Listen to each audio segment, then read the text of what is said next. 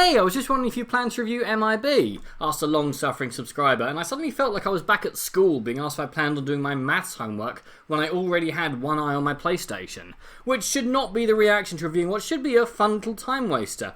I mean, the original film was a fun buddy cop meets monster flick starring two leads with great chemistry. It's not like it's their fault that the two sequels were respectively unwatchable and basically passable, was it? Nor is it their fault that, according to Sony, the first film, despite taking about $600 million at the box office, technically still hasn't turned a profit. Hollywood, where the most creative people work in the accounts department.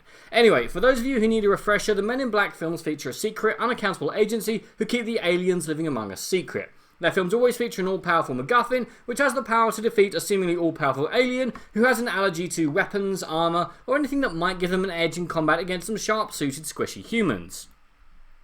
And it's nice to see that some things never change. Despite an interesting idea, I'm all in MIB, there is still a hunt for an all-powerful MacGuffin which has the power to defeat a seemingly all-powerful alien who has an allergy to weapons, armour, or anything that might give them an edge in combat against some sharp-suited squishy humans.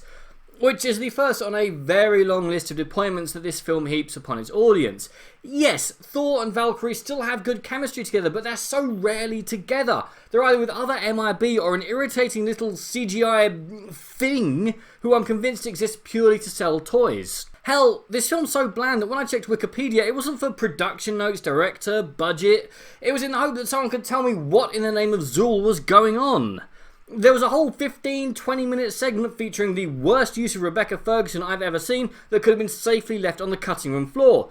Naturally, our heroes get framed and have to go on the run from MIB, which could have lent a cool Jason Bourne air to the whole thing, but it also goes nowhere and could have been left safely on the cutting room floor.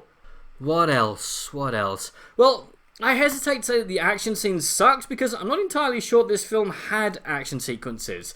I mean, there were scenes when guns went bang and others where people made sort of punching type motions and then other people fell over, but it was so over-edited and I was so uninvested in the whole thing, they might as well have been showing off particularly aggressive forms of chiropractic to each other.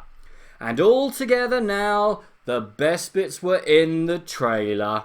Which, given that the trailer is about 2.5 minutes long, and this film clocks in at an almost punishing 2 hours long, when it has no business being over 100 at the longest, shows that maybe you should let the accountants write the next one, as this one isn't going to turn a profit through being unwanted, unwelcome, unimpressive, and uninteresting, as opposed to being a reason to give them all energy powder and tax-deductible bonuses. I mean, I do like this world, and it's a good idea in principle, but overall it's as memorable as, well, I would say a flash from a neuralizer, but since that's already been used in over 75 other reviews, I am just a figment of your imagination.